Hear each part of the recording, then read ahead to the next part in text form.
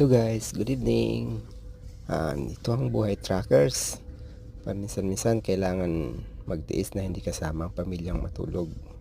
Tulad ngayon, dito ako sa truck matutulog. Kaya ito, naayos ko na yung ating higaan. Yan yung aking uniform, gagawin kong unan kasi wala akong unan. Pero, syempre may kumot naman tayo. Yan. Teka lang nga, ilatag natin para matesting na kung komportable bang higaan. Wait lang. Kailangan makapal ang kumot kasi medyo malamig sa labas. Pero may heater naman tayo sa truck. Ayun, oh. Kita nyo yung kulay blue na yun na nagbiblink-blink, yun yung heater. Testing na natin. Oh, ayos na ayos. Ang lambot ng bed.